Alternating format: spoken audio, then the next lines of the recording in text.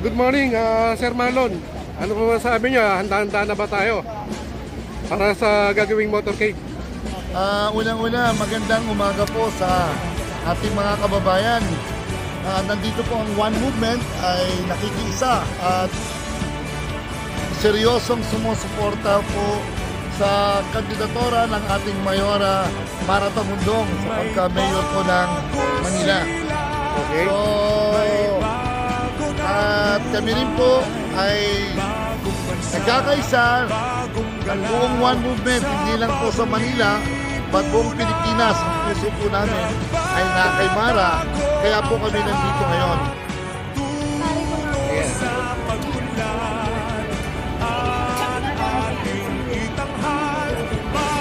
Ayan. Yes. Good morning po sa inyong lahat. Siguro, dilingit po sa lahat ng kaalaman ng buong One Movement. At gusto ko pong ipaintindi na mula sa hanay ng mga opisyalis ng One Movement at mga alliances ng buong One Movement, hindi lang po sa Metro Manila, pati sa buong Pilipinas, ang One Movement po dahil si Ms. Mara Tamundong ay miyembro din po ng One Movement. So kami po ay nakasuporta sa kanyang kandidatura as Mayora ng Manila. Kaya kami po ngayon ay nandito para ipakita po ang aming pagkakaisa at pagsuporta sa aming Mayora Mara Tamundong. So, kung nananawagan, kailangan po natin ng pagbabago. Kailangan po natin ng pagkakaisa na mahalal po si Ms. Mara Tamundong. Sir, mensahe sa Manileño, sir.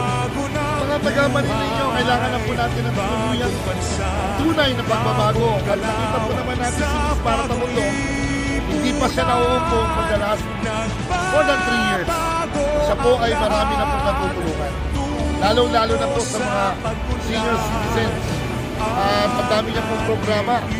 So ito yung nakikita po namin na may tunay na puso ng pagsisilbi at pagmamahal sa kapwa Pilipino. Kaya kung ako po, dapat napipiliin po natin yung totoong seryoso, totoong may pagmamahal at handang magsilbi po sa ating mamayan Pilipino. Kaya sa mga taga-Manila, ito na po yung hinahanap nyo. Huwag na po kayo mag-isip. Kung kami po ang One Movement ay nakasuporta kay Ms. Mara Tamundong, inaasahan po namin po, kami po ay nakikiusap. Magkaisa po tayo, iboto po natin si Ms. Mara Tamundong sa pagkamayora ng Manila. Kayo po yung nominee ng isang party list, no? Ibig sabihin ba nito, isuportado rin ng inyong party list si Mamara? Yes, actually po, ako ay nominee rin po ng party list, ng Bagong Pilipinas Party List.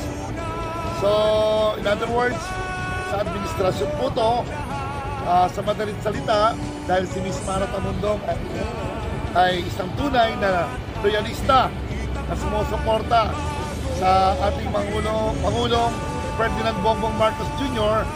So on the other hand, kami rin po ay nakasuporta talaga. Hindi lang ang One Movement, pati rin po ang Bagong Pilipinas Party List. Alright. Thank you, Chairman. Maraming salamat po sa oras. So ang numero po namin, ang party list, kasama nyo na rin po, 146. Ayan.